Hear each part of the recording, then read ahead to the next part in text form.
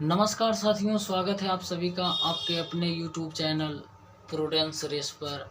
साथियों, आज फिर हम आपके सामने एक धमाकेदार ट्रिक लेकर हाजिर हैं और ये ट्रिक जो है ज्योमेट्री का एक बहुत ही इम्पोर्टेंट ट्रिक होगा, जिसको हमेशा एसएससी के खास करके सीजीएल जो है हमेशा इस ट्रिक से, इस कॉन्सेप्ट से क्वेश्चन पूछती है। और वो है कॉन्सेप्ट आपका परपेंडिकुलर एंगल बाइसेक्टर का।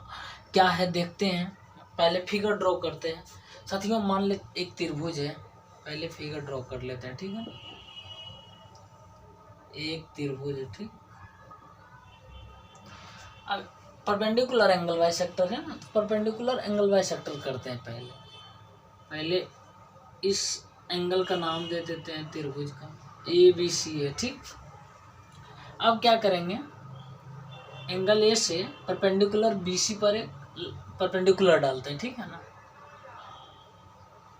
तो कुछ इस तरह होगा, परपेंडिकुलर डालेंगे।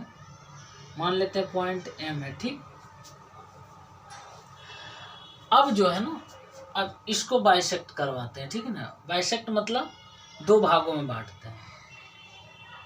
इसको जो है दो भागों में बांटते हैं। यहाँ से मान ली पॉइंट ये D है, ठीक है ना, ठीक। अब ये जो है ना, ये ध्यान से देखिए, दो बराबर भाग में बट गया एंगल, ठीक है ना, बाइसेक्ट हो गया। अब जो है ये एंगल MAD दे देते हैं कुछ नाम, ठीक। ये है, ठीक, MAD। एंगल BAD और एंगल CAD दोनों बराबर होगा, बाइसेक्ट किया। तो आपको क्या कहेगा, इसमें कोई एंगल एक दे देगा, ठीक है ना। मान लेते हैं कोई एंगल A दे देगा, तो आपसे पूछेगा एंगल C दे देगा B, और एंगल B पूछेगा, तो वो आपको निकालना। या फिर B और एंगल C दे देगा, आपसे A पूछेगा, तो क्या कीजिएगा, देखिए इसका सीधा कॉन्सेप्ट है। एंगल इसमें यही पूछता है, एंगल MAD बराबर हो जाएगा angle B minus angle C upon 2 होगा, ठीक है ना। इसका आधा हो जाएगा, ठीक। समझ में आया। ये है इसका ट्रिक, और ये ट्रिक को है हमेशा याद रख लीजिए।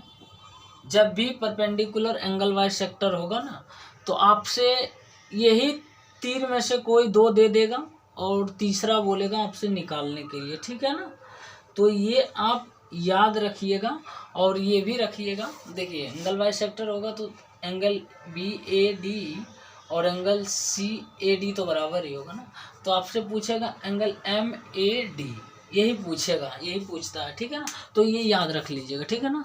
और यदि ट्रिक आपको पसंद आया तो हमारे वीडियो को लाइक करें, शेयर करें और सब्सक्राइब करें हमारे चैनल को, ठीक है ना। धन्यवाद भाई।